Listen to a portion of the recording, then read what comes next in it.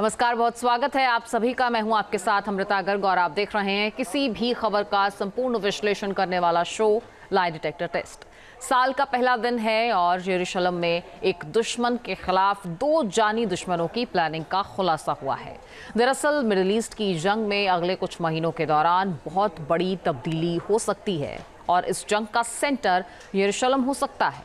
एक तरफ तुर्की और सीरिया के विद्रोही और दूसरी तरफ ईरान और हुती के विद्रोही।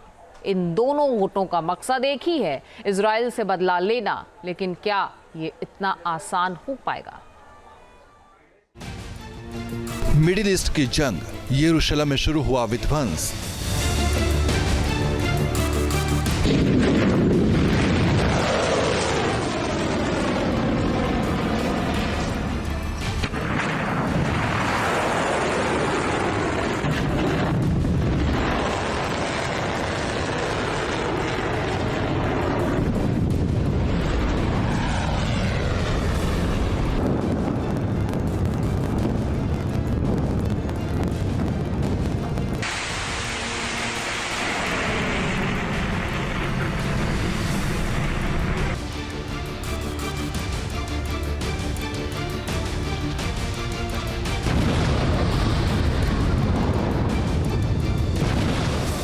आसमान के रास्ते आती तबाही वाली मिसाइल,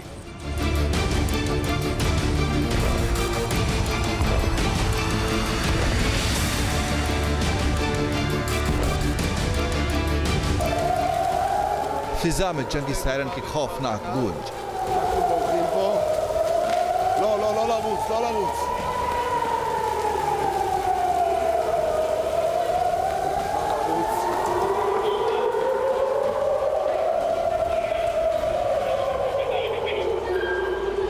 शहर के चप्पे चप्पे में दहशत का आलम।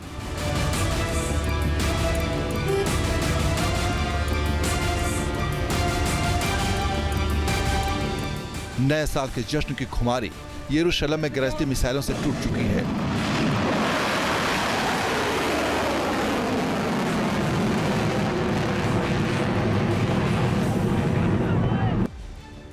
मिडिल ईस्ट की जंग अब तेजी से यरूशलेम पर कब्जे की जंग में तब्दील होती जा रही है।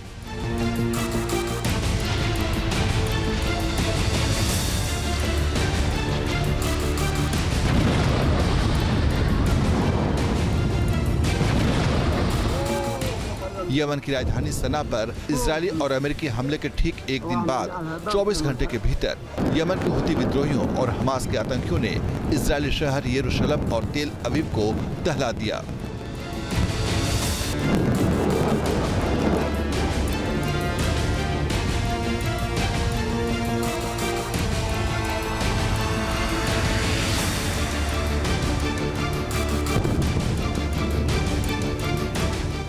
हुती विद्रोहियों ने तेल अवीव के पास बेन गुरियन एयरपोर्ट और यरूशलेम के दक्षिण में एक पावर स्टेशन को हमले की जद में लेते हुए एक साथ ताबड़तोड़ मिसाइल हमला किया है।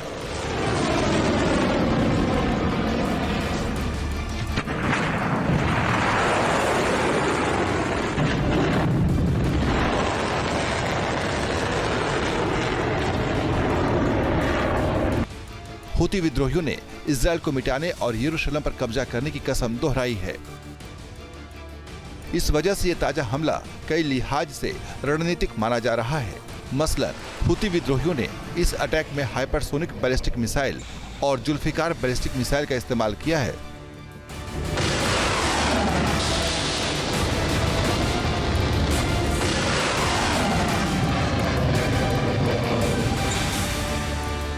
दरअसल जुल्फिकार मिसाइल से हमले को ईरान की एक नई चाल के बतौर देखा जा रहा है।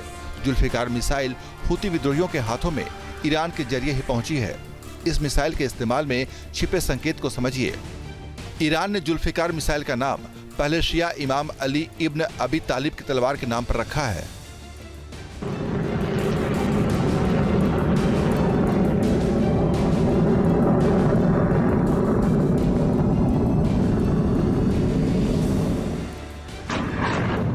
जाहिर है हुती विद्रोहियों ने यरूशलेम और तेल अवीव पर जुल्फिकार मिसाइल बरसाकर जंग का एक और नया मोर्चा खोल दिया है।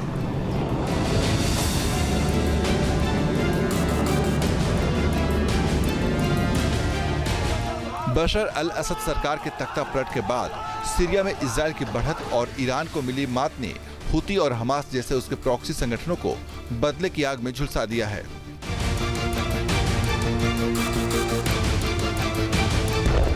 पिछले शनिवार को यमन की तरफ से ताबड़तोड़ कई रॉकेट दागे गए थे। इस रॉकेट अटैक ने इजराइल में यरूशलेम से लेकर डेड सी के इलाकों के साथ वेस्ट बैंक के दक्षिणी हिस्से और दक्षिणी नेगेव में हड़कंप मचा दिया था। इजरायली एयरफोर्स ने इस दौरान एक हुती मिसाइल को इजरायली सीमा में आने से पहले इंटरसेप्ट भी किया था।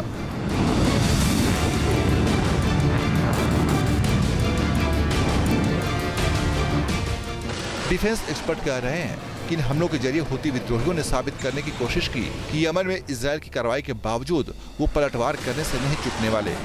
लेकिन यरूशलेम के आसपास हमास के आतंकियों के हमले को बेहद सनसनीखेज माना जा रहा है।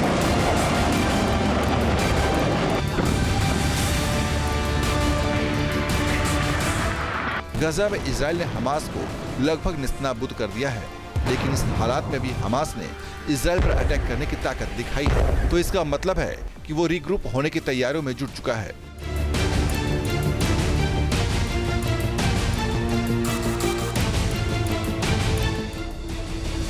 सिर्फ हमास ही नहीं बल्कि फिलिस्तीनी इस्लामिक जिहाद संगठन अल कुद्स ब्रिगेड ने भी पिछले कुछ हफ्तों के दौरान यरूशलेम और तेल अवीव पर हमले तेज कर दिए हैं।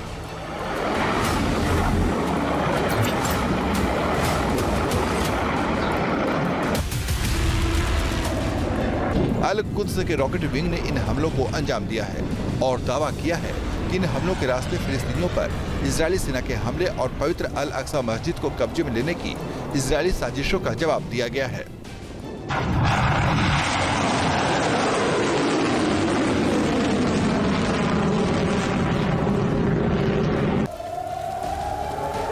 हालांकि यरूशलेम में रॉकेट सायरन की आवाज गूंजने के ठीक बाद इजरायल ने गजा में हमले की चेतावनी जारी की थी। इजरायली डिफेंस फोर्स ने इस वक्त एक जानकारी भी साझा की है कि उत्तरी गाजा में हवाई हमले के दौरान अल कुद्स की रॉकेट यूनिट के कमांडर को मार गिराया गया है।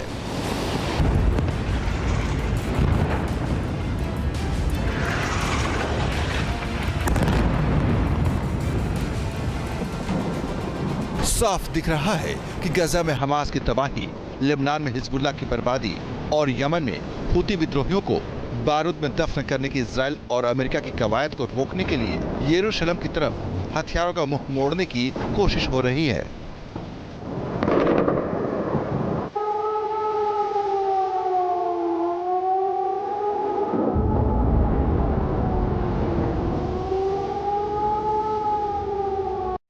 यानी हुती और हमास यरूशलेम को मिडिल ईस्ट में जंग का सेंटर बनाने की फिराक में है। लेकिन ऐसा क्यों है?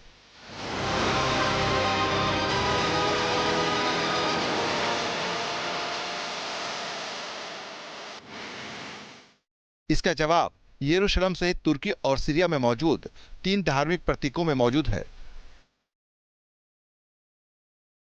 ये 3 प्रतीक हैं इस्तांबुल का हागिया सोफिया मस्जिद, सीरिया का उमैयद मस्जिद और यरूशलेम में अल अक्सा मस्जिद।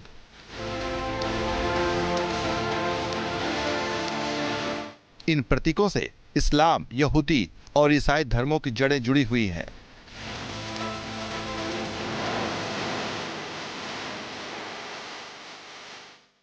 यही वजह है कि तुर्की से लेकर सीरिया और यमन तक इन तीनों का नाम लेकर जंग के रुख को बदलने की कोशिश की जा रही है। यरूशलेम पर हमला इस चेन रिएक्शन का केंद्र बिंदु माना जा रहा है। ऐसे में हागिया सोफिया मस्जिद, उमैयद मस्जिद और अल अक्सा मस्जिद की स्ट्रेटेजिक लोकेशन को समझना भी जरूरी है।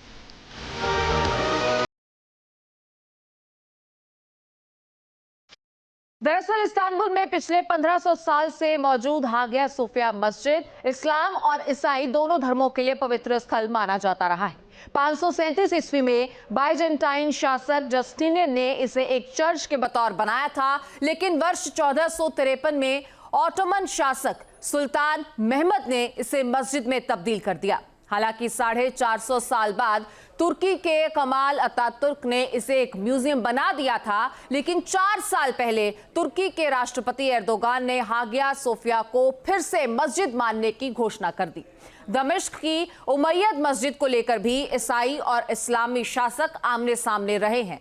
64 ईस्वी में इसका निर्माण रोमन शासकों ने बृहस्पति देवता की पूजा स्थल के तौर पर किया था और 4वीं सदी में इसे पूरे तौर से चर्च बना दिया गया। लेकिन 8वीं सदी में उमैयद खलीफा अल वालिद ने इसे मस्जिद में तब्दील कर दिया।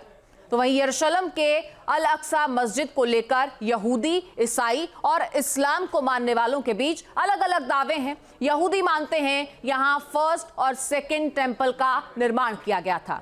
ईसाई कहते हैं 561 ईस्वी में इसका निर्माण ईसाइयों ने किया था, जबकि मुसलमानों का दावा यह है कि 702 ईस्वी में इसे अल अक्सा मस्जिद के तौर पर बनाया गया था। यरूशलेम पर दावेदारी का इतिहास बेहद विवादित है और यहाँ से हमेशा जंग की चिंगारी भड़कने का खतरा बना रहता है। इस बार भी ऐसा ही हो रहा है। यरूशलेम पर हुती विद्रोहियों के अलावा तुर्की की भी निगाहें टिकी हुई हैं।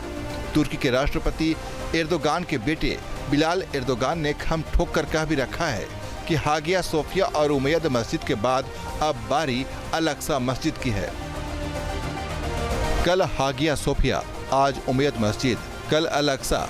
हागिया सोफिया की मस्जिद में तब्दील करना यरूशलेम और अल अक्सा मस्जिद पर कब्जा करने का पहला चरण था। हमारे पूर्वजों ने इस जमीन को खून से सींचा है। अमेरिका और इजराइल के एजेंट हमें बांटने की साजिश रच रहे हैं। तुर्की की यरूशलेम वाले इस एजेंडा में सीरिया के विद्रोही गुट HTS का नेता अबू मोहम्मद अल जुलानी भी शामिल है। उसने तो ऐलान कर दिया है कि दमिश्क के बाद यरूशलेम इंतजार कर रहा है। هذا ما لا شك فيه الأخوة، فهو وعد صادق من الله عز وجل مكتوب في أشرف كتاب وهو القرآن الكريم. بإذن الله لا نصل فقط دمشق بل إن القدس تنتظرنا بإذن الله تعالى. वैसे आपको हैरानी हो सकती है कि अल अक्सा मस्जिद के नाम पर यरूशलेम की घेराबंदी की प्लानिंग में तुर्की और सीरियाई विद्रोहियों के साथ ही ईरान के प्रॉक्सी संगठन हमास और हुती विद्रोही भी शामिल हैं। चारों का मकसद भले एक है, लेकिन इनकी तैयारी बिल्कुल जुदा। यानी इसके लिए तुर्की और सीरियाई विद्रोही गुट HTS ने एक किस्म का अघोषित समझौता कर लिया है। यानी तुर्की ऑटोमन मानसिकता के साथ मिशन यरूशलेम में अपने दखल को बढ़ाने में लगा हुआ है, तो वहीं दूसरी ओर सीरिया में नाकामी मिलने के बाद ईरान हमास और हुती के जरिए यरूशलेम और तेल अवीव पर हमले तेज करने की तैयारी कर रहा है। ईरान के लिए वजह है इजराइल और अमेरिका से जानी दुश्मनी। यरूशलेम पर हुती विद्रोहियों की हालिया हमले में इस प्लानिंग का पहला स्टेप दिखाई भी दे रहा है। हुती हो या बचे हुए हमास और हिजबुल्लाह के फाइटर्स हों, वो लगातार इजराइल को धमकियां दे रहे हैं और इनके पीछे वो शक्तियां हैं जो कि इजराइल के कट्टर विरोधी रही हैं, जैसे कि ईरान और टर्की। अब इजराइल को यहाँ पर कुछ नई रणनीतियां बनानी पड़ेगी, क्योंकि उसके तमाम दुश्मन लगातार यरूशलेम को लेकर के अलग अलग दावा कर रहे हैं। लगातार ये बातें कही जा रही है कि यरूशलेम को निशाना बनाया जाएगा। अब इन बातों में कितनी सच्चाई है ये तो भविष्य बताएगा, लेकिन फिलहाल यरूशलेम की सुरक्षा इजराइल और उसके दोस्तों के लिए सबसे सुप्रीम हो जाती है और उनको इसके ऊपर लगातार काम करना पड़ेगा। हालांकि यमन की राजधानी सना पर अमेरिका, इजराइल और ब्रिटिश एयरफोर्स की स्ट्राइक के बाद हुती विद्रोहियों की बौखलाहट बढ़ गई है। अमेरिकी और ब्रिटिश वॉरप्लेन ने हुती विद्रोहियों को टारगेट करते हुए सना के ऊपर 12 से ज्यादा हवाई हमले किए हैं। अमेरिकी सेंट्रल कमांड बलों ने 30 और 31 दिसंबर को सना में हुती के ठिकानों और यमन के तटीय इलाकों में कई सटीक हमले किए थे। इस दौरान अमेरिकी फोर्स ने हुती के हथियार बनाने की ताकत और स्टोरेज फैसिलिटी को भी उड़ा दिया था।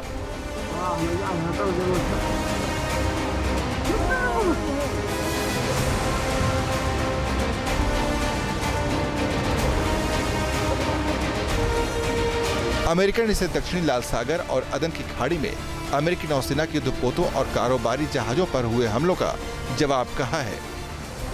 ये अटैक तेल अवीव और यरूशलेम में हुती विद्रोहियों को हुए हमले के बाद किए गए थे। इस दौरान हुती विद्रोहियों ने US वॉरशिप हैरी ट्रूमन पर भी ड्रोन और क्रूज मिसाइल दागे थे। यमन का दावा है कि पिछले कुछ दिनों के स्ट्राइक के दौरान MQ-9 रीपर ड्रोन सहित दूसरे कई स्ट्राइकिंग ड्रोन को ढेर कर दिया। من إسقاط طائرة أمريكية نوع MQ-9 وذلك أثناء قيامها بتنفيذ مهام عدائية في أجواء محافظة مأرب. हुती के सुप्रीम रिवॉल्यूशनरी कमेटी के चीफ मोहम्मद अली अल हुती ने भी धमकी दी है कि गजा के समर्थन में इजराइल के खिलाफ उसके मिसाइल बरसते रहेंगे, लेकिन यरूशलेम पर अटैक करने के बाद इजराइल और अमेरिका दोनों के लिए खेल का मैदान खुल चुका है। मसलन हुती के खिलाफ जमीन पर जंग छेड़ना आसान नहीं है। हुती ये मानते हैं कि चूंकि इजराइल और यमन लैंड बॉर्डर साझा नहीं करते, इसलिए ग्राउंड ऑपरेशन की संभावनाएं खत्म हो जाती है इजराइल की तरफ से। अब इजराइल टोटली डिपेंड रहेगा लॉन्ग रेंज मिशंस के ऊपर, लॉन्ग रेंज मिसाइल अटैक्स के ऊपर और फाइटर एयरक्राफ्ट की प्रेसिशन स्ट्राइक के ऊपर। अब इनकी भी अपनी सीमाएं होती हैं। इसी चीज का फायदा उठा करके हुती लगातार इजरायली सी रूट को ब्लॉक कर रहा है, शिप्स के ऊपर हमला कर रहा है और अलग अलग शहरों को भी निशाना बना रहा है। अमेरिका, इजराइल और ब्रिटेन ने हुती को मटिया-मेट करने के लिए आसमान का रास्ता अख्तियार किया है।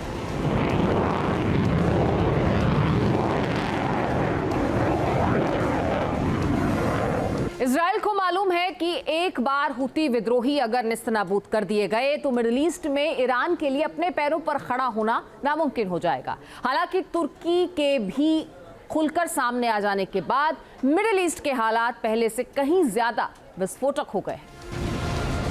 इसका मतलब है कि बहुत तेजी से मिडिल ईस्ट की जंगी मुहिम की दशा और दिशा बदलने वाली है। यरूशलेम को बीच में रखते हुए यहाँ 4 मोर्चे खोल दिए गए हैं, जिसमें तुर्की, ईरान, अमेरिका और इजराइल की साख दांव पर लगी है। मिडिल ईस्ट में एक चूक से तीसरे वर्ल्ड वॉर का रास्ता खुल जाएगा।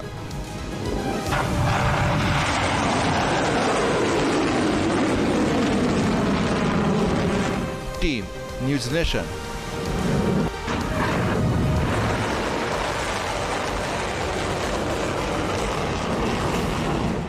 न्यूज़ नेशन अब व्हाट्सएप पर खबरों की ताजा अपडेट के लिए न्यूज़ नेशन के इस QR कोड को स्कैन करें।